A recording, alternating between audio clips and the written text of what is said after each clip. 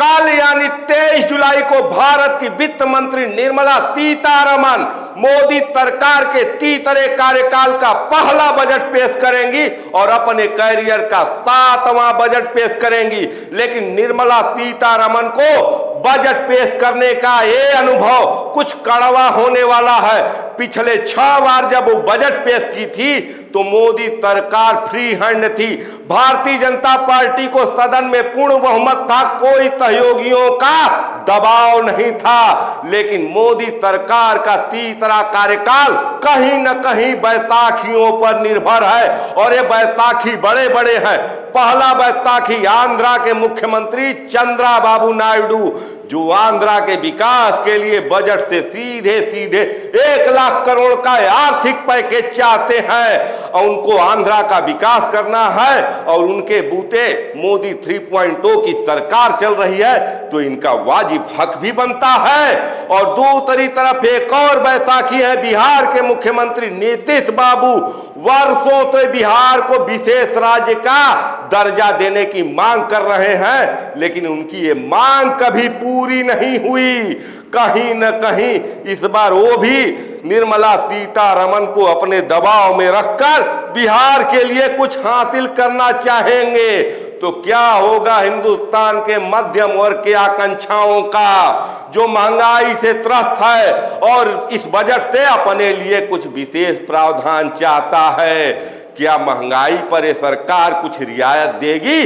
क्या बेरोजगारी पर इस बजट में कुछ मिलने वाला है देश के युवाओं को? निश्चित रूप से 2024 का लोकसभा चुनाव अगर मोदी सरकार को पूर्ण बहुमत नहीं मिला तो इसमें बेरोजगारी एक बड़ा मुद्दा था। तो क्या सरकार अपने इस पूर्व के कटु अनुभव से सबक लेते हुए युवाओं के लिए, बेरोजगारों के लिए इस बजट से कुछ देने वाली है? इस पर सबकी निगाहें लगी हुई है। लेकिन संसद का ये मानसून सत्र कहीं न कहीं मोदी के लिए चुनौतियों भरा रहने वाला है। वित्त मंत्री निर्मला सीतारमण के बजट पर चर्चा तो जरूर होगी, लेकिन कहीं न कहीं विपक्ष चाहेगा, अब वो विपक्ष है जो पिछले 10 साल से कहीं मजबूत है। राहुल गांधी के नेतृत्व में एक तगड़ा विपक्ष संसद में मोदी सरकार को घेरने की कोशिश करेगा। बजट के साथ, बजट के प्रावधानों के साथ विपक्ष चाहेगा कि मानसून सत्र में उत्तर प्रदेश के मुख्यमंत्री योगी आदित्यनाथ द्वारा उत्तर प्रदेश में खींची गई मोटी लकीर पर भी चर्चा हो। क्या दुकानदारों को अपने जाति और धर्म का प्रदर्शन करना उचित है? क्या इससे धार्मिक सहिष्णुता नहीं बिगड़ेगी? इन सब बातों पर भी चर्चा होगा और कहीं न कहीं मोदी सरकार इस मामले में अपने सहयोगियों से भी घिरती हुई दिखेगी और सहयोगी चुप रहे, इसके लिए उनको पैकेज देना ही देना होगा।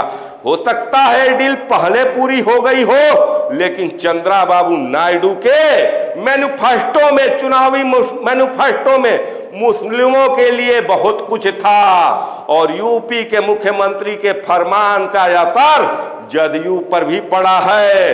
भाजपा की सहयोगी मोदी के हनुमान, लोजपा के चिराग पासवान भी योगी आदित्यनाथ के फरमान से नाराज हैं। तो सदन में कहीं न कहीं सरकार को अपनों का भी विरोध झेलना होगा।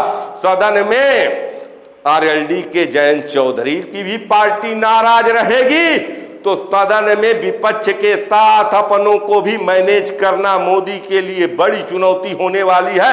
और इन सब के बीच में हिंदुस्तान के मध्यम वर्ग की आकांक्षाएं, क्या पेट्रोल और डीजल से निर्मला सीतारमण जीएसटी हटाने जा रही हैं? महंगाई से त्रस्त भारत को क्या रियायत देने जा रही है? क्या कारपोरेट से हट करे सरकार? क्या लाभार्थियों से हट करे सरकार? मध्यम वर्ग, देश के टैक्स पेयर, देश के नौकरी वालों को रियायत देने का हिम्मत जुटाने वाली है? या सारी कवायद इस बात की रहेगी कि सहयोगी नाराज न हो, इस बैसाखी पर हमारी पकड़ मजबूत रहे, इस सरकार गिरे नहीं, इस सरकार चलती रहे? तमाम बातों पर चर्चा को लेकर इस सदन का ये सत्र आगे बढ़ेगा। लेकिन निगाह लगा कर रखिए, हम आप भी निगाह लगाइए, हम भी निगाह लगा कर रखेंगे। क्या सरकार इस बजट से सहयोगियों को ही देने जा रही है? क्या हिंदुस्तान के मध्यम वर्ग को बाबा जी का ठल्लू मिलने वाला है? इस पर भी चर्चा होनी चाहिए। बजट में क्या क्या प्रावधान होंगे, ये बजट पेश होने के बाद देश की जनता के सामने आ जाएगा। लेकिन निश्चित रूप से देश की जनता के आकांक्षाओं को कुचलकर सरकार बचाने के लिए ही ये बजट का प्रावधान आने वाला है। इस बात का विशेषज्ञ चर्चा कर रहे हैं। खैर, बजट में क्या आएगा, जो भी आएगा बजट पेश होने के बाद हम तब उस पर चर्चा करेंगे, आपको वास्तविक यथा स्थिति बताने का प्रयास करेंगे। देखते रहिए खबरों के खिलाड़ी। मैं आपका पंकज कुमार, धन्यवाद। जय हिंद, जय भारत, नमस्कार।